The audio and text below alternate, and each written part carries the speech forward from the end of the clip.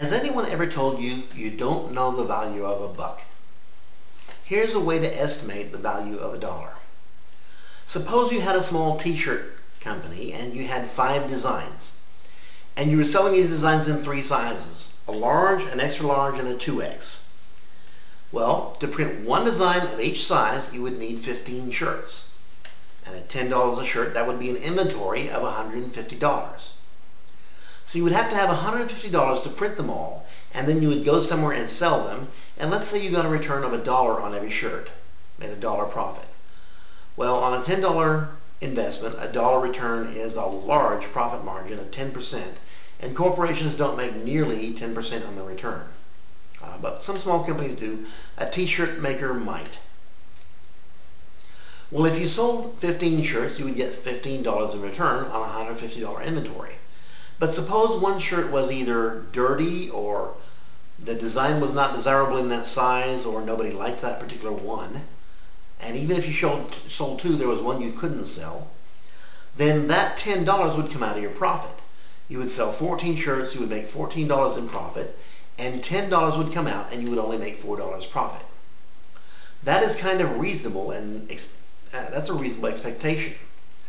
If you wanted to make enough salary to make $2,000 a month, you would need to be able to make the inventory, a large enough inventory, and sell enough every month to make that in profit.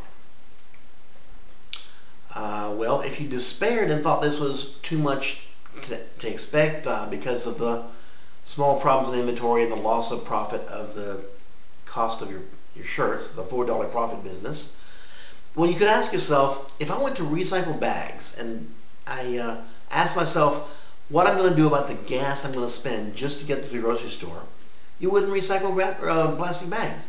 But you don't care. You just do it anyway. You make the plastic bag, you put the plastic bags aside, and when you go to the grocery store, you put them in the recycle bin. Whether it costs the gas to go there or not, you're going to use the gas anyway. So what you would likely do is get some bargain on a large number of shirts that you couldn't exactly all print, and you'd warehouse them somewhere and you'd pay for storage or whatever. And you would hope that you would sell enough in a short enough time that the price of storage wouldn't eat into your profit, and you'd still make a profit. But if you broke even, your designs would be getting out there. Well, that sounds like a lot of work for $1, but you think you might do it. Here's another way of looking at it. Suppose you went to the store and bought a $20 book. $20 sounds like a lot to pay for a paperback, but what if you had to go and cut down the tree in Canada, log it, put it in a river, float it downstream to a paper mill, saw it, smash it into paper, cut all the paper into sheets, take it to a printer, print the paper up, and then bind it and put it in a bookstore and pay the author some money for the story?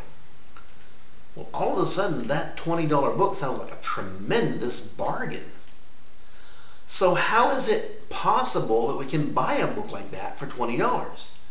Well, economy of scale and so on and so forth do help defray the expense of making books, but the fact is those $20 books are backed with as much work as your $4 profit on your t-shirts, and everybody who's making a buck in the system is supposed to be backing it with a lot of work. That is what is meant by knowing the value of $1.